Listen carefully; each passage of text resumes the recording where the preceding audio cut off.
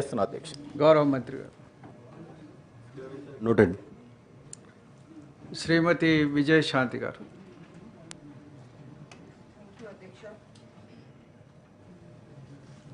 అధ్యక్ష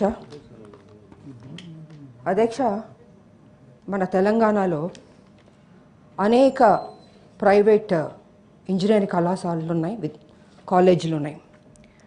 అందులో 20 కాలేజీలు మాత్రం ఇన్ఫ్రాస్ట్రక్చర్ ఉంది, అన్ని సదుపాయాలు ఉన్నాయి.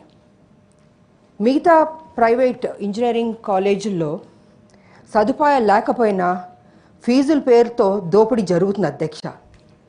ఇది ప్రభుత్వానికి విరుద్ధం అధ్యక్ష.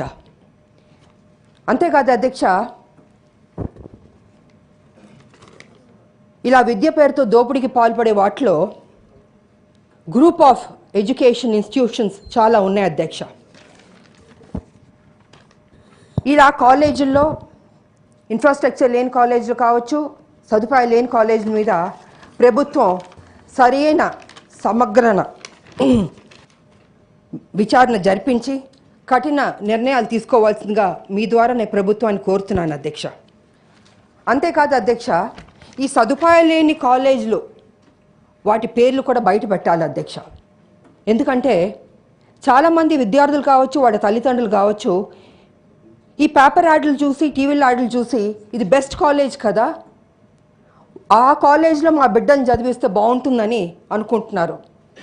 కానీ ఫీజులు ఎక్కువైనా తల్లిదండ్రులు ఏం చేస్తున్నారంటే, సరే నా బిడ్డ ఆ కాలేజ్లో చదవని బాగుంటుందని అనుకుంటున్నారు.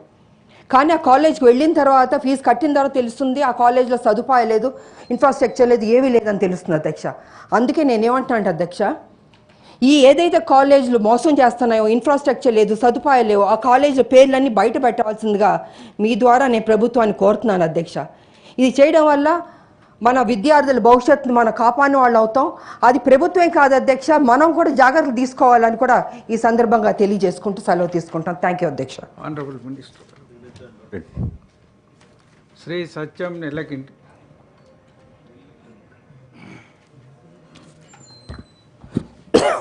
అధ్యక్ష, సరే ముఖ్యంగా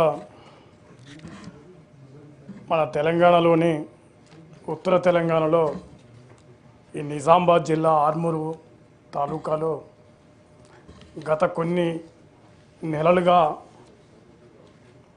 ఒక రాజ్యాంగేతర పద్ధతులలో ఈ గ్రామ అభివృద్ధి కమిటీల పేరుతోని మరి అనేక రకాల సాంఘిక బహిష్కరణలు, అనేక రకాల దాడులు, బీసీ, ఎస్సీ, ఎస్టీ వర్గాల మీద అనేక రకాల వేధింపులు కొనసాగుతున్నటువంటి అంశాన్ని సభ దృష్టి తీసుకొస్తా ఉన్నాను.